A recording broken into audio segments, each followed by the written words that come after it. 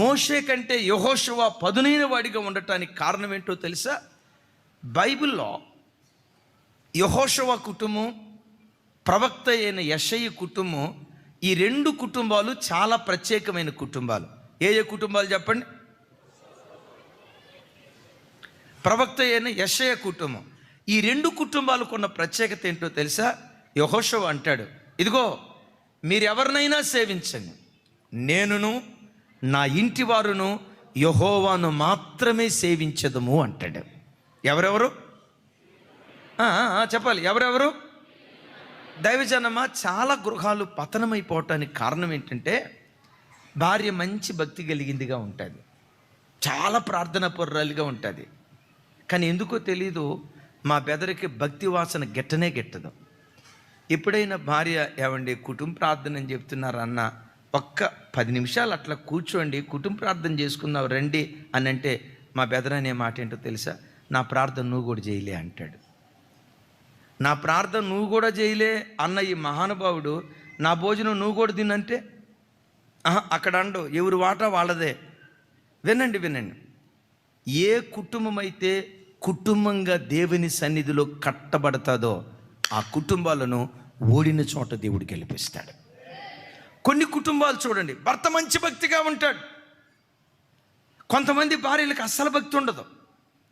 కొన్ని కుటుంబాల్లో భార్యాభర్తలు భక్తిగా బ్రతికితే ఇంట్లో పిల్లలకు భక్తి ఉండదు. ఒకసారి నా వైపు చూస్తారా? ఒక అన్నగా నా చేతులు జోడించి బ్రతిమలాడుకుంటున్నా, మీ ఇంటిలో ఒక డెక్క కూడా విడవబడకూడదు. మీరు యేసయ్యకు సొంతం కావాలి, మీరు యేసయ్యకు సొంతం కావాలి. మీతో పాటు మన పిల్లలందరూ యేసయ్యకు సొంతమగుదురుగాక. అదే యెహోషువ కుటుంబంలో ఉన్న ప్రత్యేకత. సవాల్ చేసి చెప్తున్నాడండి, ఏమని? ఇశ్రాయేలు ప్రజలందరి ఎదుట చూడండి, ఇశ్రాయేలు ప్రజలందరి ఎదుట యెహోషువ గ్రంథం చివరిలో అంటాడు, ఇదిగో నేనును, అరే పెద్దగా చెప్పండి, నేనును నా ఇంటి వారును యెహోవాను మాత్రమే మేము సేవిస్తాం. అలాంటి కుటుంబాలుగా నీ కుటుంబాన్ని దేవుడు ఆశీర్వదించును గాక. మోషే మీద ఉన్న అభిషేకం కంటే యెహోషువ మీద రెండంతల, మోషే మీద ఉన్న కృప కంటే యెహోషువ మీద రెండంతల కృప కొమ్మరించాడు. అట్టి కృప దేవుడు మనకు దయచేయును గాక. బైబిల్లో గురువు గారి మీద ఉన్న అభిషేకం కంటే రెండంతల అభిషేకాన్ని పొందుకున్నాడు ఒక ఆయన. ఎవరు చెప్పండి? చూడండి ఆ మాట, రాజుల 2వ గ్రంథం,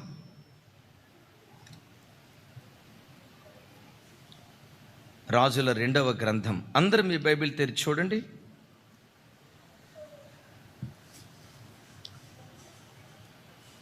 2వ అధ్యాయం 9వ వచనం. 9వ వచనం నాతో కలిసి చెప్పండి. వారు దాటిపోయిన తర్వాత ఏలియా ఎలీషాను చూచి, నేను నీ యొద్ద నుండి తీయబడక మునుపు నీ కొరకు నేనేమి చేయకూడదువో దానిని అడుగుమని చెప్పగా, ఎలీషా నీకు కలిగిన ఆత్మలో 2 పాళ్ళు నా మీదకు వచ్చినట్లుగా దయచేయుమనెను. నా వైపు చూడండి, అందరు తలల పైకెత్తి నా వైపు చూడండి. ఏలియా పరలోకానికి ఆరోహణమే వెళ్ళబోతున్నాడు. అంతకాలం నమ్మకంగా ఎలీషా ఏలియాని వెంబడించాడు. ఆఖరి క్షణంలో ఎలీషాకి బంపర్ ఆఫర్ ఇచ్చాడు. Bumper offer. ఏ ఆఫర్? ఏంటా బంపర్ ఆఫర్? ఎలీషా నీకేం కావాలో కోరుకో, నువ్వు కోరుకున్న దాన్ని ఇస్తా. బంగారం కావాలా? ఇస్తా. వెండి కావాలా? ఇస్తా. ఆస్తిపాస్తులు కావాలా? ఇస్తా. స్థలాలు కావాలా? ఇస్తా. పొలాలు కావాలా? ఇస్తా. Choice is yours. నీకేం కావాలో కోరుకో, నువ్వు కోరుకున్న దాన్ని నీకు ఇస్తా అన్నాడు. ఎలీషా ఏలీ వైపు చూసి అంటాడు, ఏలినవాడా, నీ మీద నిలిచిన ఆత్మలో 2 పాళ్ళ ఆత్మ నాకు కావాలి, 2 పాళ్ళ ఆత్మ నాకు దయచేయని ఆయన మీద నిలిచిన ఆత్మలో 2 పాళ్ళ ఆత్మ కోరుకుంటూ ఉన్నాడు. Praise the lord.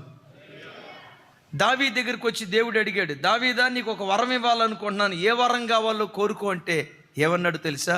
నా జీవిత కాలం అంతా యెహోవా మందిరములో నివసించాలని కోరుకుంటున్నాను, దాన్ని నాకు వరంగా దయచేయ్యా అంటాడు. ఒక తల్లి తన కొడుకులిద్దరినీ తీసుకొచ్చి యేసయ్య అంటారు, అమ్మ నీకేం కావాలి? నాకు కాదయ్యా, నా పిల్లలకయ్యా. ఏం కావాలి నీ పిల్లలకే అంటది, నీవు మహిమ కలిగిన సింహాసనం మీద కూర్చున్నప్పుడు నా కొడుకుల్లో ఒకడు నీ సింహాసనాన్ని కుడి పక్కన, ఇంకొకడు మరి తతిమా వాళ్ళు ఏమైతే మనకెందుకు? అది తర్వాత. ఆత్మీయ స్వార్థం ఉండాలి. పరలోక రాజ్యంలో నీ సింహాసనాన్ని కుడిపక్క ఒకళ్ళు, ఎడం పక్క ఇంకొకళ్ళు. అంటే వీళ్ళందరూ ఎవరో తెలుసా? ఆత్మ సంబంధమైన దాహం కలిగిన ప్రజలు. దైవజనమా, నీ బ్రతుకులో ఎప్పుడు, నీ పిల్లల జీవితంలో ఎప్పుడు ఆ ఆత్మ సంబంధమైన దాహం వాళ్ళకు కలిగేటట్లుగా దేవుని సన్నిధిలో వారిని పెంచేవారిగా మనం ఉందుముగాక. యేసయ్య అంటారు కదా, మొదట నా నీతిని, నా రాజ్యాన్ని వెతకండి, అప్పుడు అవన్నీ మీకు అనుగ్రహించబడతాయి అంటాడు. ఒక చిన్న మాట ఇందాక సెకండ్ సెషన్లో చెప్పాను. రెనాల్డ్ బాంకే అనే దైవ సేవకుడు 1940 సంవత్సరంలో పుట్టి 1967 సంవత్సరంలో ఆఫ్రికా ఖండంలో దేవుని వాక్యం ప్రకటించడానికి వెళ్ళాడు. ఎండకు ఎండుతూ, వానకు తడుస్తూ, భయంకరమైన శ్రమలు అనుభవిస్తూ ఆ ప్రాంతంలో సేవ చేయటానికి వెళ్ళాడు. సేవ చేస్తున్న దినాల్లో చాలా కష్టపడుతూ ఉండగా ఒకరోజు దేవుడు ఆయనకి ప్రత్యక్షమై దేవుడు అన్నాడట, బాంకే, ఎస్ లార్డ్, బాంకే, నువ్వు చాలా ఇబ్బందుల్లో ఉన్నట్లుగా నాకు కనపడుతున్నావు, నేను నీకు ఒక $10 లక్షల ఇస్తాను, నీకు కావాలా అన్నాడట. బాంకే గారు దేవుని వైపు చూసి అంటాడట, దేవా, నాకు $10 లక్షల వద్దు, కానీ 10 లక్షల మంది ఆత్మలను నాకు దయచేయ్యా. నాకు డాలర్లు వద్దు, 10 లక్షల వద్దు, నాకు డాలర్లు వద్దయ్యా, 10 లక్షల మంది ఆత్మలు నాకు కావాలి అన్నాడు. దైవజనమా, ఏం కావాలి నీకు అంటే, నాకు డబ్బు వద్దయ్యా, ఆత్మలు కావాలన్నాడు. ఆ దైవజనుని దేవుడు బలపరిచి ఆ ఒక్క దైవ సేవకుని ద్వారా 10 లక్షల మంది ఆత్మలు కాదు, 7 కోట్ల మంది ప్రజలు ప్రభు తట్టు తిరిగే ఒక గొప్ప సేవకుడిగా దేవుడు ఆ దైవ సేవకుని వాడుకున్నాడు.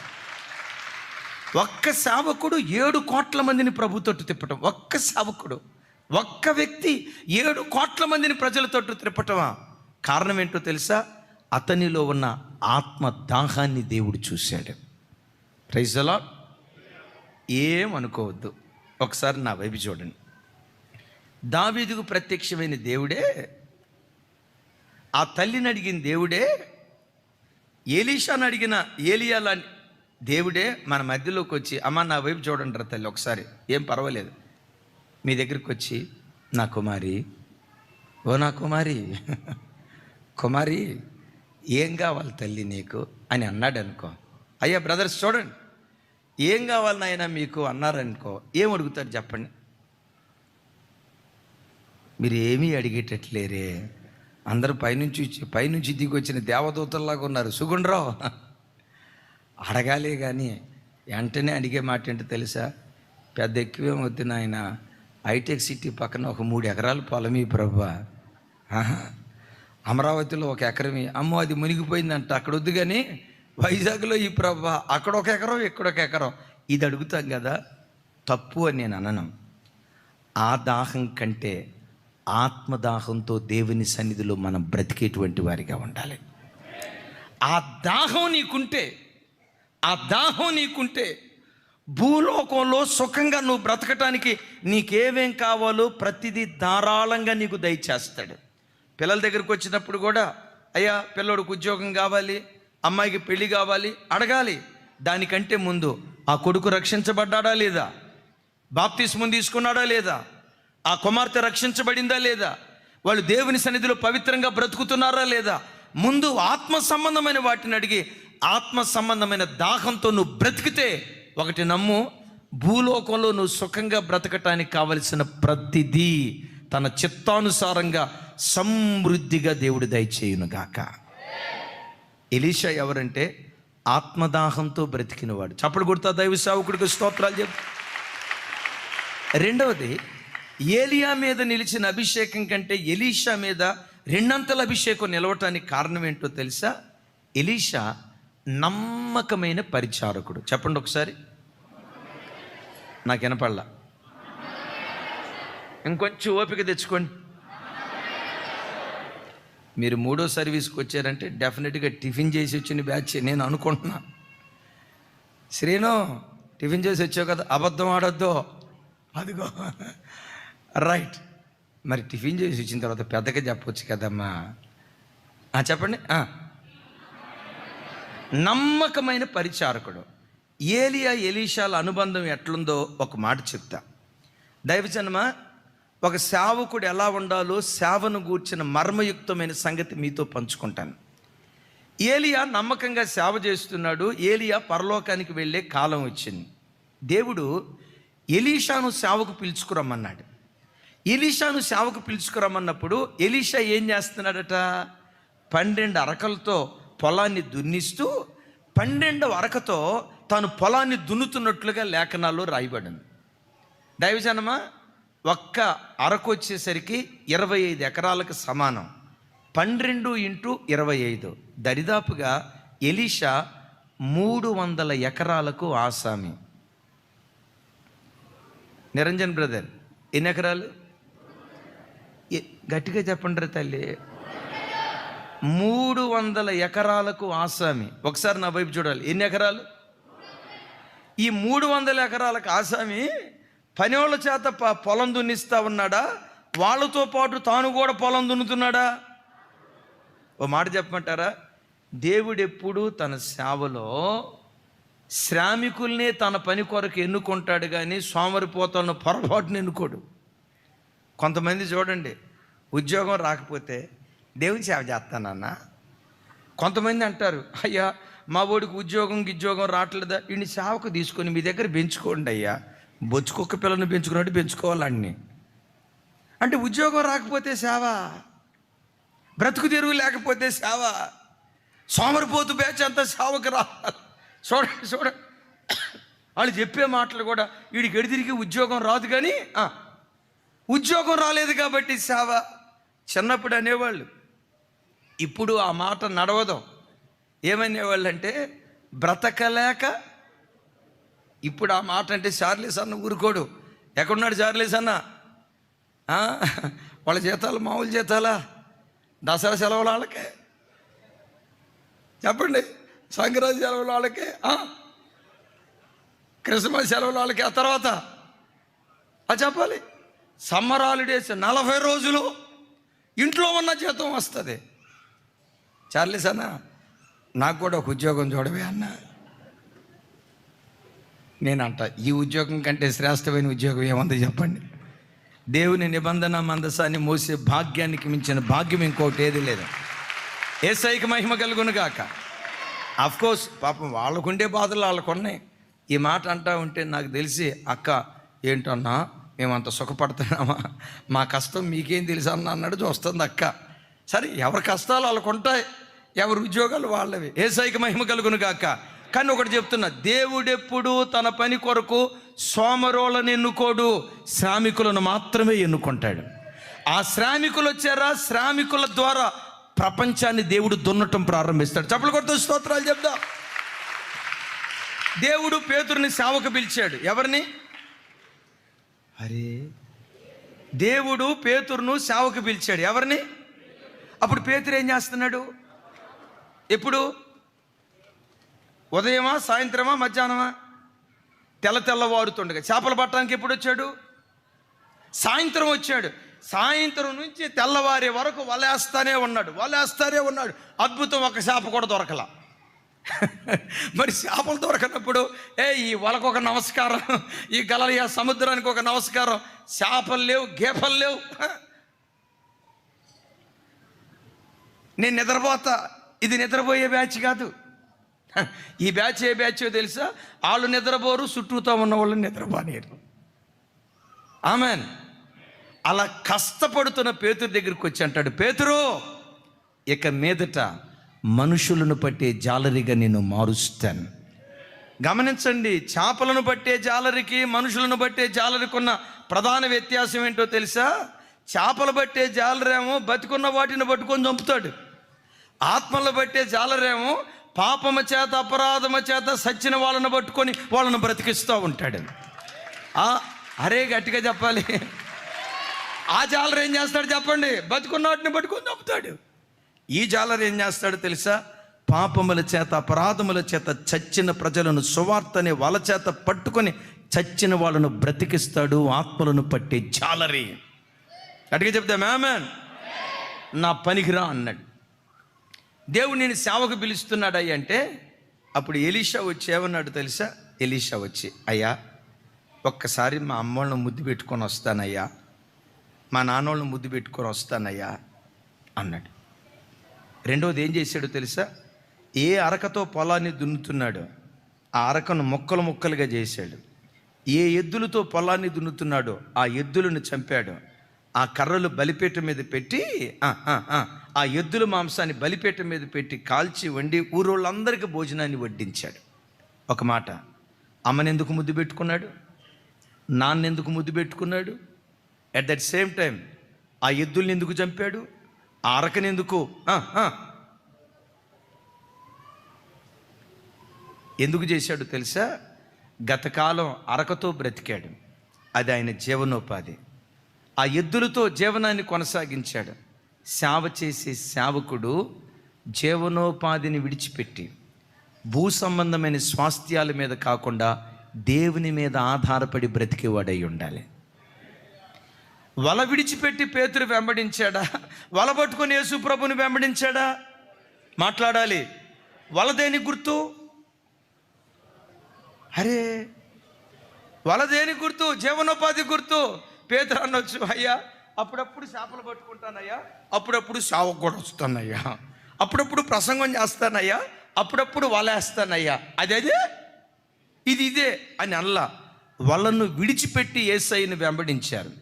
ఆ నాగలి మొక్కలు మొక్కలు చేసి ఎద్దులను వధించి సేవకు వచ్చారు. దాని అర్థం ఏంటో తెలుసా? ఖచ్చితంగా నిజమైన సేవ చేసే సేవకుడు అటు ఉద్యోగం ఇటు సేవ వాక్యానుసారం కాదు, అటు బిజినెస్ ఇటు సేవ వాక్యానుసారం కాదు.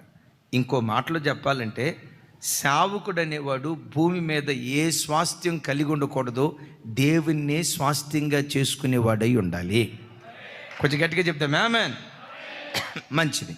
అమ్మా నాన్న ఎందుకు ముద్దు పెట్టుకున్నాడు? ఏమంత సీరియస్గా చూస్తున్నారమ్మా? అమ్మా నాన్న ఎందుకు ముద్దు పెట్టుకున్నాడు? వాళ్ళ నాన్నంటే ప్రేమ వచ్చిందా? ఇది అర్థమైందా తమ్ముడా నీకు? అంటే అంతకుముందు లేదా? ఎందుకు పెట్టుకున్నాడు తెలుసా? దైవజనమ, సేవకు వచ్చేటప్పుడు సేవకుడికి పేగు బంధం అమ్మ నాన్న అక్క చెల్లి అన్న తమ్ముడు కుటుంబపు పేగు బంధం తెంచబడాలి. ఒక్క కుటుంబాన్ని విడిచిపెడితే 100 కుటుంబాలు దేవుడు అనుగ్రహిస్తాడు. ఒక ఇంటిని విడిచిపెడితే 1000 ఇళ్లను దేవుడు ఇస్తాడు. ఒక అన్నను విడిచిపెడితే, ఒక చెల్లిని విడిచిపెడితే, ఒక తమ్ముడిని విడిచిపెడితే, ఒక తోబుట్టుని విడిచిపెడితే ఆ ఒక్కరి స్థానంలో 1000 కొలది ఆత్మలను దేవుడు ఆ సేవకునికి అనుగ్రహించటం ప్రారంభిస్తాడు. ఒక్కళ్ళు సరిగా చెప్పాలి ఆమేనని. మమ్మల్ని ఎప్పుడైనా మీరు అన్న వాళ్ళ ఊరు వెళ్ళాడంట, వాళ్ళ చుట్టాలు పెళ్ళి అంట, రాజన్న వాళ్ళ మేనమామ వాళ్ళు ఊరు వెళ్ళాడంట, అన్నోళ్ళు పిక్నిక్ వెళ్ళారంట. 22 సంవత్సరాల్లో ఒక్క రోజు కూడా దేవుని కృపను బట్టి ఆ మాట మా జీవితంలో లేదు. మీరు అనొచ్చు, అన్నయ్య మరి మీకు బంధువులు ఎవరు లేరా? అరే మాకు బంధువులు లేకపోవటం ఏంటండి? మీరందరూ మా బంధువులు కాదా? మీరందరూ మా చుట్టాలు కాదా? మీరు మా అమ్మలు కాదా? ఏమమ్మాట చూస్తున్నారు? మీరు మా చెల్లెలు కాదా? మీరు మా అక్కలు కాదా? మీరు మా తమ్ముళ్ళు కాదా? ఒక్క ఇంటిని విడిచిపెట్టి వస్తే 1000 గృహాలను దేవుడు స్వాస్థ్యంగా ఇచ్చాడు. ఒకరోజు ఒక ఆయన వచ్చి నన్ను అడిగాడు, పాస్టర్ గారు మీరు సేవకు వచ్చి 22 సంవత్సరాలు అవుతుంది కదా, ఎన్నిళ్ళు కట్టుకున్నారు, ఎన్నిళ్ళు సంపాదించారు అన్నాడు. నేను అన్నా, అయ్యా ఇల్లు అయితే ఒక 1500 ఇల్లు దాకా ఉండొచ్చు అయ్యా అన్న. బాబోయ్, నువ్వు ముఖేష్ అంబానీ, అనిల్ అంబానీ దాటిపోయినట్టున్నావు కదా అన్నాడు. అవునయ్యా, దేవుని కృపను బట్టి ఆ 1500 రాగల కాలంలో 15,000 కూడా అవుతాయి. ఆ 15,000 కూడా 150,000 ఇల్లు నేను విశ్వాసుల సంఖ్యగా చెప్పేది. దరిదాపుకు 2,000 ఇల్లు. జీవన్, మీ ఇల్లు నాకు మంద కదా? ఇల్లు లేదా? అరే వందుతాం. ఏ సైకి మైక కలిగిన కాక. సేవకుడు అనేవాడు, తమ్ముడు తెల్లబట్టలు వేసుకొని బైబిల్ పట్టుకొని తిరిగే వాళ్ళందరూ సేవకులు కాదు. ఆ ప్రత్యక్షత పొందుకోండి. ఉద్యోగం, అటు ఉద్యోగం, ఇటు వ్యాపారం చేసుకుంటా, బిజినెస్ చేసుకుంటా, అది కాదు సేవ. సేవకుడు పేగు బంధాన్ని తెంచుకున్నవాడై ఉండాలి. Praise the lord. చేద్దాం ప్రైజ్ ది లార్డ్. ఇప్పుడు సేవకుని బంధువులు ఎవరు? సేవకుని చుట్టాలు ఎవరు? చెప్పాలి. సేవకుడి ప్రపంచమే విశ్వాసులు. అందుకని ఆఖరిగా ముద్దు పెట్టుకున్నాడు. అమ్మా, మరలా మీ ఇంటికి వస్తానో లేదో అమ్మా, చివరిసారిగా ముద్దు పెట్టుకుంటానమ్మా, చివరిసారిగా నానా ముద్దు పెట్టుకుంటానని ఆఖరిసారిగా ముద్దు పెట్టుకొని విచిత్రం చూడండి. 300 ఎకరాల ఆసామి ఎలీషా.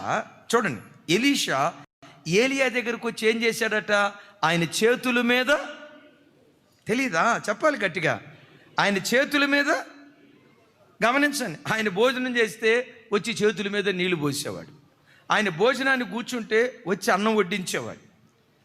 భోజనాన్ని కూర్చుంటే వచ్చి నీళ్లు పెట్టేవాడు. భోజనం అంతా అయిపోయిన తర్వాత ఆ ప్లేట్ తీసుకెళ్ళి కడిగేవాడు.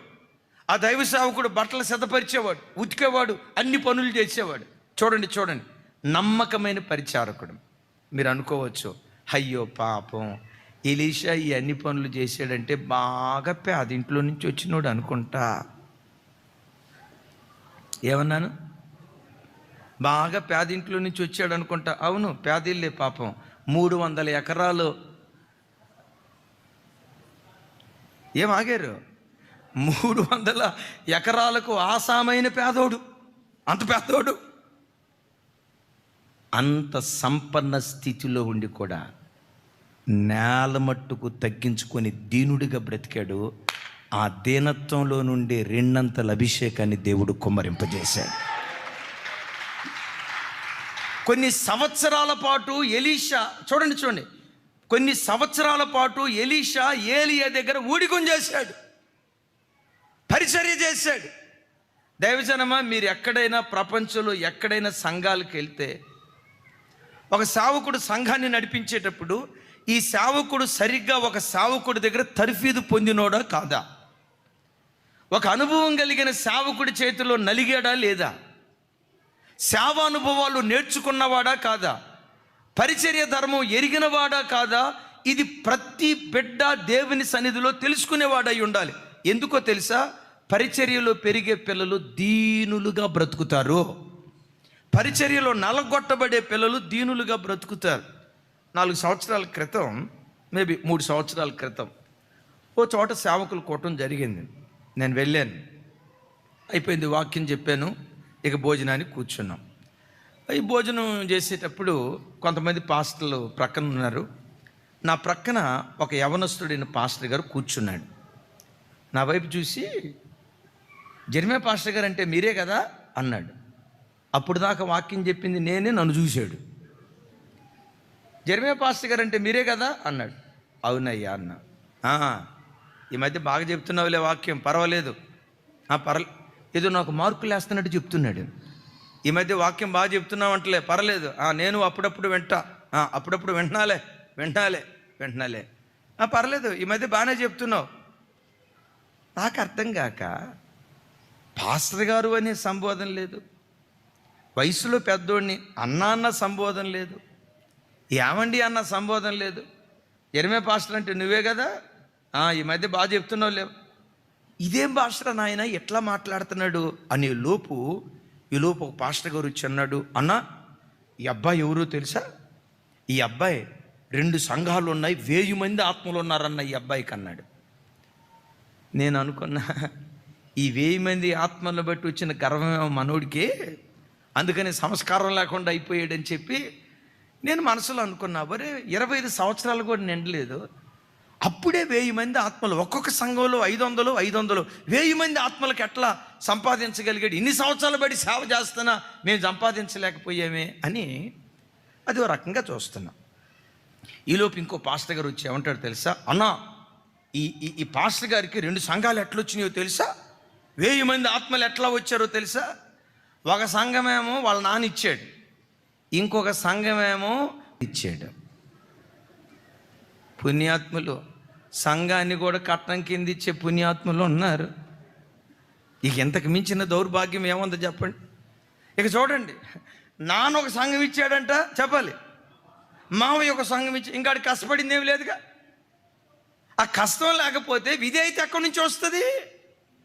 పరిచర్య ధర్మం నేర్చుకున్నవాడే దీనుడుగా బ్రతకగలుగుతాడు.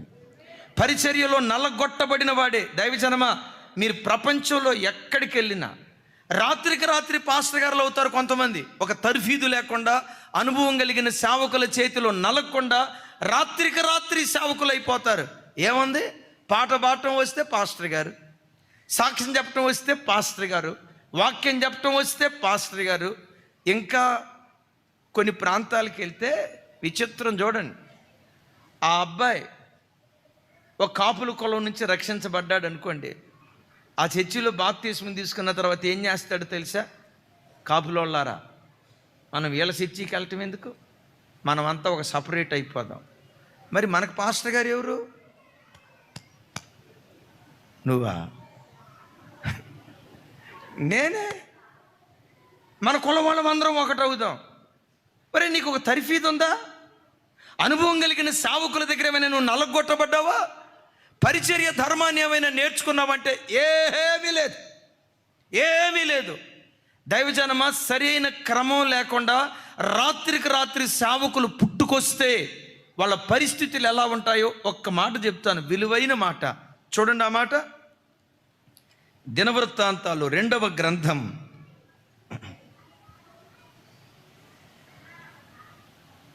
12వ అధ్యాయం 9వ వచనం. 12:9 ఎంత విచిత్రంగా ఉంటుందో చూడండి మాట.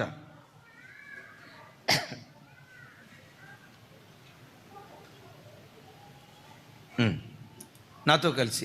ఐగుప్తు రాజైన షీషకు యెరూషలేము మీదకు వచ్చి యెహోవా మందిరపు బొక్కసములన్నిటినీ, రాజనగరంలోని బొక్కసములన్నిటినీ దోచుకొని సొలొమోను చేయించిన బంగారు డాళ్లను తీసుకొని పోయెను. Next verse. వాటికి బదులుగా రాజైన రెహబాము ఇత్తడి డాళ్లను చేయించి వాటి రాజనగర్లో ఉంచెను. చాలు నా వైపు చూడండి. సొలొమోను ఏ డాళ్ళు చేయించాడట? సొలొమోను కాలంలో ఏ డాళ్ళు ఉన్నాయట? సొలొమోను కుమారుడి పేరు రెహబాము. రెహబాము కాలంలో ఏ డాళ్ళు ఉన్నాయట? పెద్దగా చెప్పాలి, అర్థం కాల. బంగారం విలువైందా, ఇత్తడి విలువైందా?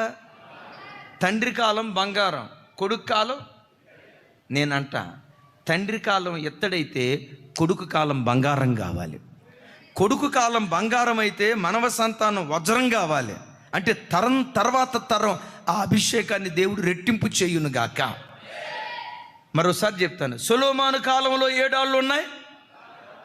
చెప్పాలి. సొలొమోను కాలంలో ఏ డాళ్ళు ఉన్నాయి? రెహబాము కాలంలో చాలా చోట్ల సంఘాల్లో చూడండి, ఆ సంఘాన్ని స్థాపించిన సంఘ నాయకుల మీద బలమైన అభిషేకం ఉంటుంది. ఆ తర్వాత తరంలో ఉన్న సేవకుల మీద ఆ అభిషేకం తగ్గిద్ది. 3వ జనరేషన్ ఉన్నది కాస్త పోతుంది. ఇక 4వ జనరేషన్ వచ్చేసరికి అభిషేకించబడిన సంఘాలు కూడా నామకార్థ సంఘాలుగా మారిపోతూ వచ్చాయి. దైవజనమా, మన ఇమ్మాన్యుయల్ మినిస్ట్రీస్ కొరకు ప్రార్థన చేయండి. మేము ఇత్తడి వంటి వారమైతే ఈ బిడ్డలు బంగారం వంటి వారిగా దేవుని చేతిలో వాడబడాలి. ఈ బిడ్డలు బంగారం వంటి వాళ్ళైతే రాబోయే తరం వజ్రాయుధాలుగా దేవుని సన్నిధిలో వాళ్ళు వాడబడుదురుగాక. ఇప్పుడు నా వైపు చూడండి. తండ్రి కాలంలో ఏముంది? ఆ తండ్రి ఎవరు? కొడుకు కాలంలో ఏముంది? ఆయన పేరేంటి? రెహబాము దగ్గరకు వచ్చి అడిగామనుకో, నా వైపు చూడండి, కంచు మోగునట్టు కనకంబు మ్రోగున విశ్వదాభిరామ. విన్నారు కదా? ఇప్పుడు గమనించండి, ఈ కంచు, ఈ ఎత్తడు ఉంది కదా, శబ్దం చేస్తుంది కానీ సరుకుండదు. విన్నారా? బంగారం ఉంది, శబ్దం చాలా తక్కువ కానీ పని చేస్తుంది. రెహబాము కాలానికి వచ్చేసరికి శబ్దం ఎక్కువ. రెహబామును బలకరించామనుకోండి, రెహబాము ఏమంటాడు తెలుసా? నా వైపు చూడాలి అందరూ. నేను ఎవరినో తెలుసా? సొలొమోను కొడుకునే, మన రేంజ్ అది. నేను ఎవరినో తెలుసా? సాక్షాత్తు దావీదు మనమణ్ణి. వాళ్ళ తాత గురించి చెప్తాడు, నాన్న గురించి చెప్తాడు, కానీ మనవడు గురించి చెప్పడు. ఎందుకు చెప్పడు? చెప్పడానికి ఉంటేగా. సరికేమీ లేదు. అదే పలకరించావా, కంచు కంచు కంచు మోగుతూ ఉంటాడు. రెహబాము అనేవాడు వీడు సొలొమోను కుమారుడు. ఎవరనుకున్నారు? సొలొమోను మా నాన్న అంత జ్ఞానవంతుడు, అంతగా మునుపు. కానీ వాళ్ళ నాన్న గూర్చి చెప్తాడు కానీ, వాళ్ళ తాత గూర్చి చెప్తాడు కానీ, మనోడు గూర్చి ఏమీ చెప్పడు. ఎందుకు చెప్పడు? కంచు. దైవజనమా, నా తట్టు చూడండి, నా చేతులెత్తి దీవిస్తున్నా. నువ్వు కంచు అయితే నీ బిడ్డలో బంగారం కావాలి. నువ్వు కంచు అయితే నీ బిడ్డలో బంగారం కావాలి. తరం తర్వాత తరం ఆ అభిషేకాన్ని దేవుడు రెట్టింపు చేయాలి. దేవుడు అలా రెట్టింపు చేయాలంటే ఒకటి గమనించండి, ఆ రోజుల్లో నీకున్న ఆసక్తి కంటే దినం గడిచే కొద్దీ నీ ఆసక్తి యేసు నామములో అధికమగునుగాక. ఓ మాట, ఇశ్రాయేలీలు అరణ్య ప్రయాణంలో ఉన్నప్పుడు ప్రతిరోజు ఓమెరు మన్నాను ఏరుకోవాలి. మొదటి రోజు ఓమెరు, రెండో రోజు ఓమెరు, మూడో రోజు ఓమెరు. అందరూ చూడాలి నా వైపు. నాలుగో రోజు ఓమెరు, ఐదో రోజు ఓమెరు, ఆరో రోజు. మీరు తెలుగు వాళ్ళ అమెరికా వాళ్ళమ్మా? చెప్పరా? ఆరో రోజు ఓమెరా రెండంతలా? చెప్పాలి. ఎందుకు రెండంతలు చెప్పండి. తర్వాత రోజు ఏ రోజు? విశ్రాంతి రోజు ఏరుకోవటానికి అవకాశం లేదు. కాబట్టి ఆరో రోజు ఏం చేసేవాళ్ళు? విశ్రాంతి దినానికి ముందు రెండంతలు వాళ్ళు ఏరుకునేవాళ్ళు. దైవజనమా, మనం ఇప్పుడు ఏ కాలంలో బ్రతుకుతున్నామో తెలుసా? విశ్రాంతి కాలానికి దగ్గరలో బ్రతుకుతున్నాం. నేడో రేపో యేసయ్య త్వరగా రాబోతూ ఉన్నాడు. ప్రపంచంలో జరిగే ఈ వార్తలు మీరు వింటున్నారు కదా. అసలు ఏ క్షణం ఏం జరుగుతుందో ఒక్కొక్కరు కాళ్ళు చేతులు గడగడగడ వణుకుతూ ఉన్నాయి. ఆ మధ్య ఉత్తర కొరియా ఆయన అన్నాడు, ప్రపంచాన్ని పేల్చే ఆటం బాంబు నా దగ్గరే ఉందన్నాడు. ట్రంప్ ఏమన్నాడు తెలుసా? ఆ బటన్ నా కుడి పక్కనే ఉందన్నాడు. ఇప్పుడు ఇశ్రాయేలీలు ఫోన్లు వాడితే సిగ్నల్స్ ద్వారా ట్రాప్ చేస్తారని పేజర్లు ఆడారంట. ఆ పేజర్లో బాంబు పెట్టారు. వాకీటాకీ యువతల మిలిటెంట్ అన్నాడు, హలో నేను పలానా చోట బాంబు పెట్టాను, పేలిందా లేదా అనే లోపు ఇది పేలిపోయింది. చూడండి, ఈ ప్రపంచ పరిస్థితులు చూస్తే ఏ క్షణాన ఏం జరుగుతుందో ఎవ్వరికీ అర్థం కాని పరిస్థితి. దైవజనమా, లోకం ఇంకెక్కువ కాలం లేదు. విశ్రాంతి కాలం రాబోతుంది. యేసుక్రీస్తు లోకాన్ని దర్శించే కాలం రాబోతుంది. సంఘాన్ని కొనిపోయే కాలం రాబోతుంది. యేసుక్రీస్తు రెండవ రాకడ బహు దగ్గరలో ఉన్నాం. మనం ఏ కాలంలో ఉన్నామో తెలుసా? విశ్రాంతి దినానికి దగ్గరలో ఉన్నాం. విశ్రాంతి దినానికి దగ్గరగా ఉన్న మనం నిన్నటి దినాన వాక్యం పట్ల నీకున్న ఆసక్తి కంటే, రక్షించబడిన దినాల్లో వాక్యం పట్ల నీకున్న ఆసక్తి కంటే, విశ్రాంతి దినాలకు దగ్గరగా ఉన్న మనం మన ఆసక్తి రెట్టింపగునుగాక. చెబుదాం ఆమేన్. చాలామంది చెప్పే మాట, అన్నయ్య రక్షణ పొందిన ప్రారంభ దినాల్లో రోజుకొచ్చి 4 అధ్యాయాలు చదివేదాన్ని అన్నయ్య, 4 అధ్యాయాలు చదివేవాడిని అన్నయ్య. మరి ఇప్పుడు క్యాలెండర్లో వాక్యం చదువుకొని వెళ్తున్నాను అన్నయ్య. ఇది దిగజారిన భక్తే, పెరిగిన భక్తే? ఒకప్పుడు నువ్వు 4 అధ్యాయాలు చదివితే అవకాశం చేసుకొని 6 అధ్యాయాలు దేవుని సన్నిధిలో చదవటానికి ప్రాకులాడు. ఎందుకో తెలుసా? విశ్రాంతి కాలానికి దగ్గరగా ఉన్నాం. జనమా నమ్మండి, నేడో రేపో ప్రభు రాబోతూ ఉన్నాడు. నేడో రేపో ప్రభు రాబోతున్నాడు. యేసయ్య రాకడ బహు సమీపంగా ఉంది. నా ప్రార్థన, నా ఆశ, మనలో ఒక డెక్క కూడా విడిచిపెట్టబడకూడదు. ఒక డెక్క కూడా విడిచిపెట్టబడకూడదు. ఎక్కడ ఎలా కూర్చొని ప్రభువుని ఆరాధించామో పరలోకంలో కూడా అలా కూర్చొని ప్రభువుని ఆరాధించే భాగ్యం దేవుడిచ్చును గాక. అలా ఇవ్వాలంటే మన అమ్మా నాన్నలు ఎత్తడైతే మనం ఏం కావాలి? చెప్పాలి. అమ్మా నాన్నలు ఎత్తడైతే మన బంగారం వంటి వారిగా రెండంతలు తరం తర్వాత తరం, సంవత్సరం తర్వాత సంవత్సరం మన అభిషేకాన్ని దేవుడు రెట్టింపు చేయునుగాక. ఆఖరి మాట చెప్పి నేను ప్రార్థన చేస్తాను. జకర్యా గ్రంథం 9వ అధ్యాయం 12వ వచనం చూడండి. 9వ అధ్యాయం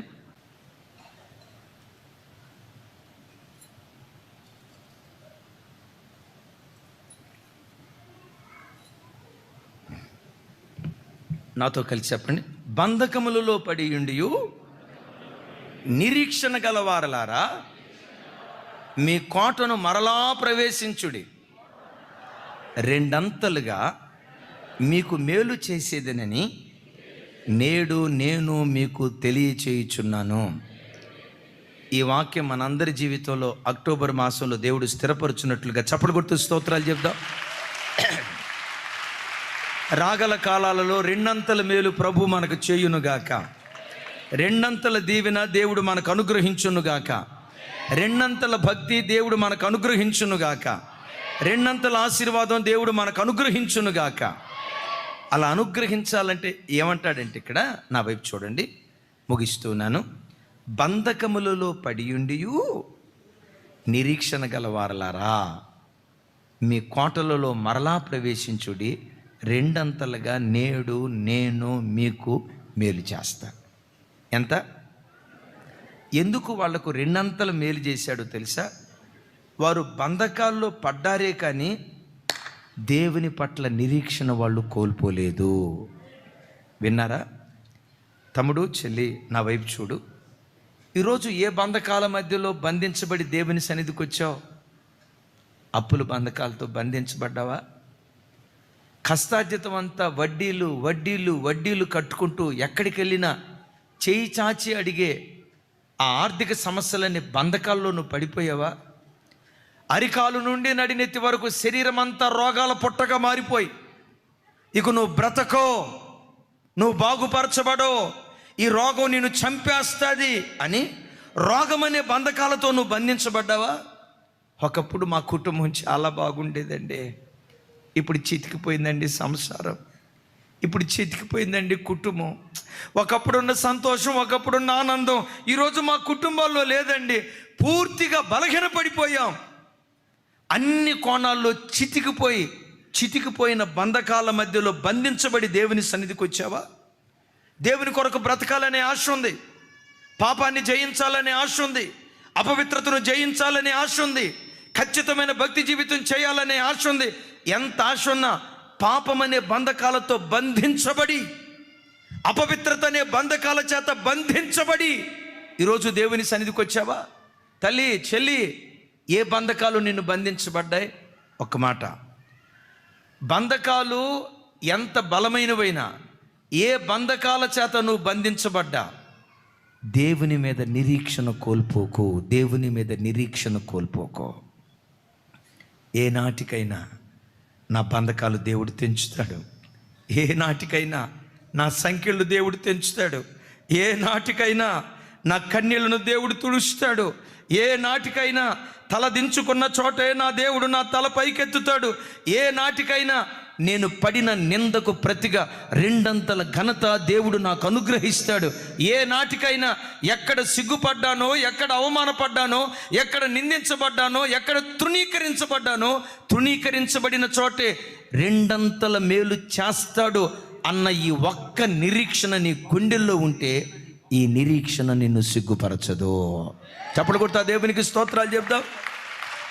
చెప్పండి, గుండెల్లో ఎప్పుడు ఏముండాలి? ఓ చోటంట ఆ చెరువులో 2 భక్తి కలిగిన చేపలు ఉన్నాయంట.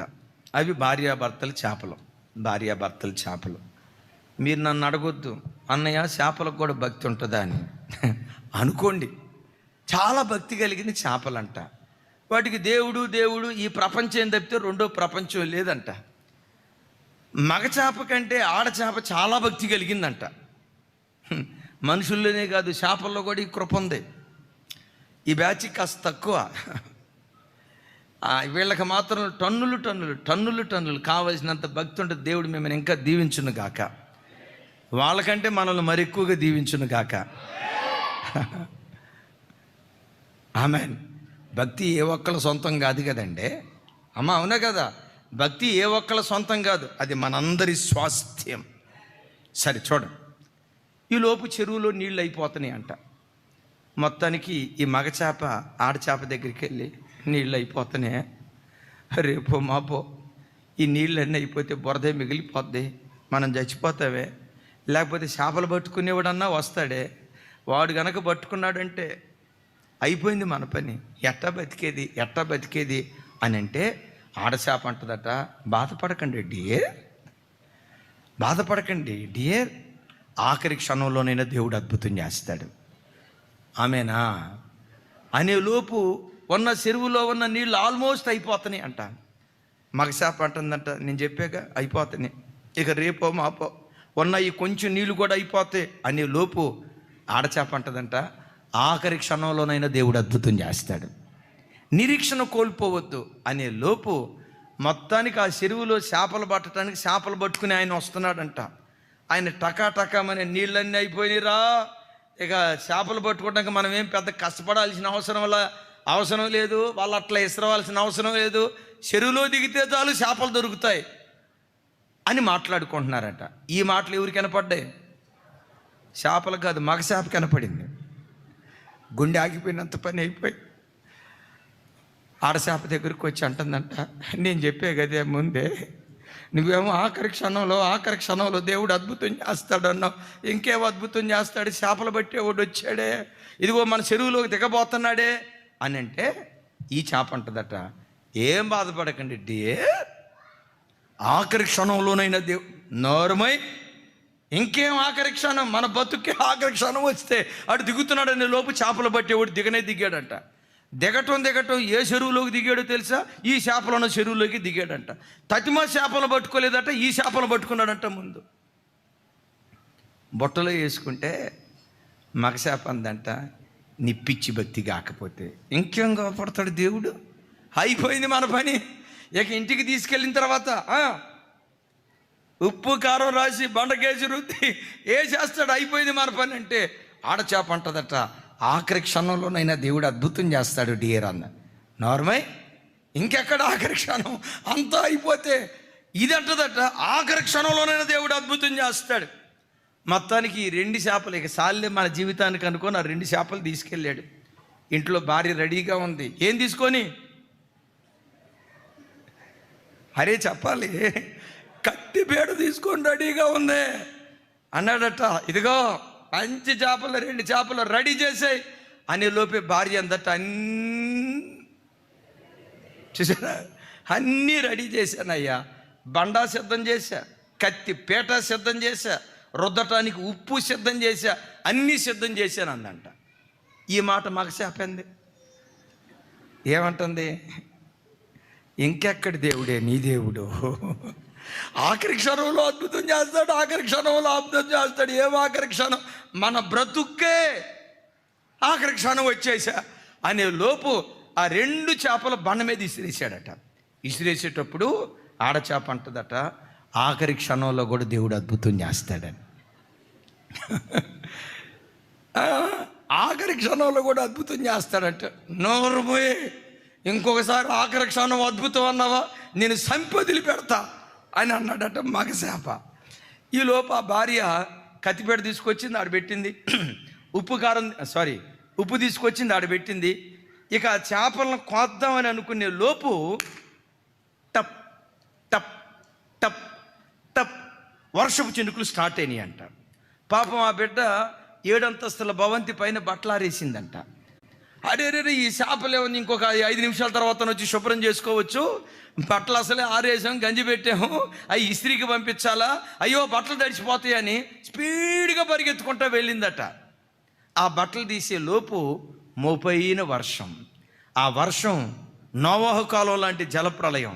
ఆ జలప్రలయంలో ఈ 2 చేపలు కొట్టుకొని పోయి మహాసముద్రంలో కలిసినాయి అంట. అప్పుడు మగ చేప అంటదట, ఆఖరి క్షణంలో అద్భుతం చేస్తాడు అన్నావు కదా, నీ నిరీక్షణ దేవుడు సిగ్గుపరచలేదు. బంధకములలో పడియుండియో నిరీక్షణ గల వారలారా, 2 అంతలుగా మీకు మేలు చేస్తానని నేడు యెహోవా సెలవిచ్చుచున్నాడు. సాతానుగాడు అంటున్నాడా, ఇక నువ్వు భక్తిగా బ్రతకలేవు, నీ బ్రతికింతే, ఎన్ని తీర్మానాలు చేసుకున్నా నువ్వు లేవలేవు, ఎలాంటి వాక్యాలు ఎన్ని విన్నా నీ బ్రతుకు రోత బ్రతుకే.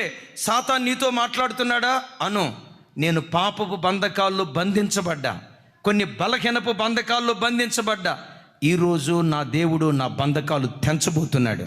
ఆయన కొరకు బ్రతికేటట్లుగా దేవుడు బలపరచబోతున్నాడు. ఈ ఒక్క నిరీక్షణ నీ గుండెల్లో పెట్టుకొని నిరీక్షణ కలిగి బ్రతుకు. 2 అంతల మేలు ఈ దినమే నా దేవుడు చేసి ఈ స్థలం నుంచి దేవుడు పంపించును గాక. 2 అంతల అభిషేకం కొమ్మరించును గాక, 2 అంతల బలం కొమ్మరించును గాక, 2 అంతల ఆశీర్వాదం కొమ్మరించును గాక. గడిచిన దినాలు మోషే దినాలు అయితే ఈ దినాలు యెహోషువ దినాలుగా చేయును గాక. గడిచిన దినాలు ఏలియా దినాలైతే, గడిచిన దినాలు సొలొమోను దినాలు అయితే ఈ దినాలు అనేరుగాక, రెహబాము దినాలుగా కాకుండునుగాక. మన దినాలు ఎలా కావాలో తెలుసా? రెహబాము దినాలు కాదు, దావీదు దినాలు వంటి దినాలుగా దేవుడు అభిషేకించునుగాక. అటు కృప కొమ్మరించినట్లు చప్పట్లు కొడుతూ స్తోత్రాలు చెప్దాం.